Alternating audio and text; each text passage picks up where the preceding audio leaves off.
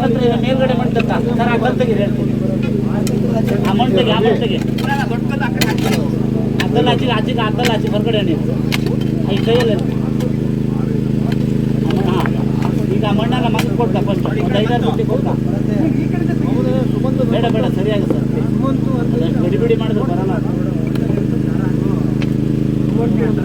ಮಣ್ಣಲ್ಲ sir ಜಾರ್ಕ ಬರ್ತಾ ಇರ್ತದೆ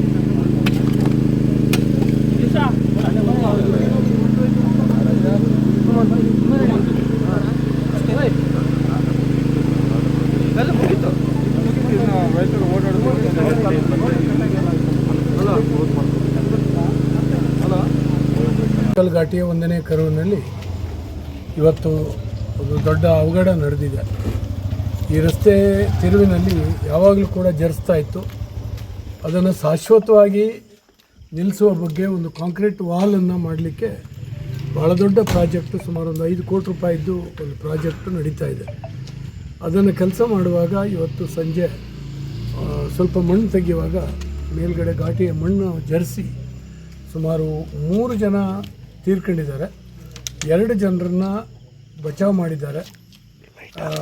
ಅವರಿಗೆ ಜೀವಕ್ಕೇನೂ ತೊಂದರೆ ಆಗೋದಿಲ್ಲ. ಆ 3 ಜನರಲ್ಲಿ ತೀರ್ಕೊಂಡಂಥ 3 ಜನರ ಶವ ಮಣ್ಣಿನ ಅಡಿಯಲ್ಲಿ ಸಿಕ್ಕಿದೆ. ಇನ್ನೊಂದು ಶವ ಸಿಕ್ಕಲಿಕ್ಕೆ ಇದೆ. ಆ ಬಗ್ಗೆ ಪ್ರಯತ್ನಗಳು ನಡೀತಾ ಇದೆ. 2 ಜಿಲ್ಲೆಯ ಶಿವಮೊಗ್ಗ ಮತ್ತು ಉಡುಪಿ ಜಿಲ್ಲೆಯ ಅಗ್ನಿಶಾಮಕ ದಳ ಮತ್ತು ಪೊಲೀಸ್ ಸಿಬ್ಬಂದಿ ಬಂದು ವಿಶೇಷವಾಗಿರ್ತಕ್ಕಂಥ ಪ್ರಯತ್ನ ಮಾಡ್ತಾ ಇದ್ದಾರೆ. ಇಲ್ಲಿಯ ಸಾರ್ವಜನಿಕರು ಕೂಡ ಇದಕ್ಕೆ ಸಾಕಷ್ಟು ಸಹಕಾರ ಕೊಡ್ತಾ ಇದ್ದಾರೆ.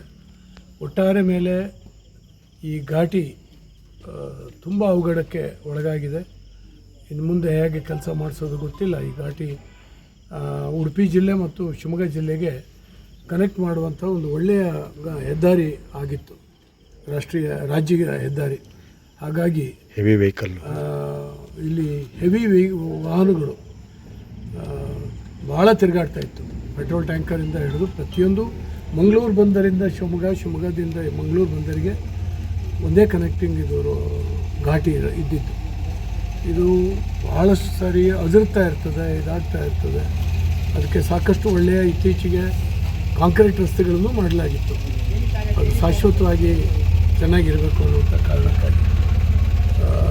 ಆದರೆ ಕಾಂಕ್ರೀಟಿನ ವಾಲ್ ಮಾಡಿ ಅದನ್ನು ಸರಿಯಾದ ರೀತಿ ನಿಲ್ಲಿಸಿ ಬಂದೋಬಸ್ತ್ ಮಾಡಲಿಕ್ಕಾಗಿ ಮಾಡಿರ್ತಕ್ಕಂಥ ಈ ಪ್ರಯತ್ನ ಇವತ್ತು ಸುಮಾರು 3 ಜನರನ್ನು ಆಹುತಿ ತಗೊಂಡಿದೆ.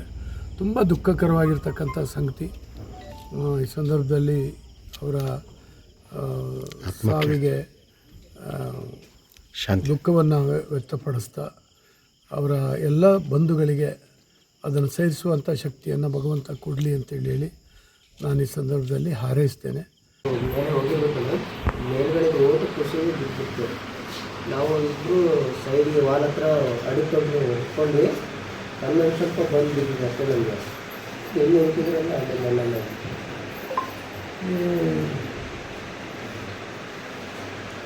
ಒಟ್ಟು 4 ಜನ ಇದ್ರ?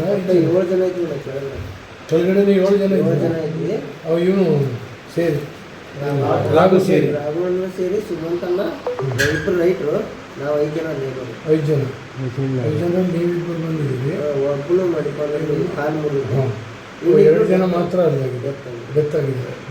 ಒಬ್ಬನು ತೆಗೆದ್ರು ಈಗ ಮೇಲೆ, ಒಬ್ಬಳು ಪೂರ ಕೆಳಗಡೆ 3 ಜನ ಇದ್ದಾರೆ. ಅಲ್ಲ, ಇವಾಗ 2 ಜನ ಒಬ್ಬರು ತಗೊಂಡು ಇಲ್ಲಿಗೆ, ಇನ್ನೊಬ್ರು ಮಣ್ಣೊಳಗಡೆ ಇದ್ದಾರೆ.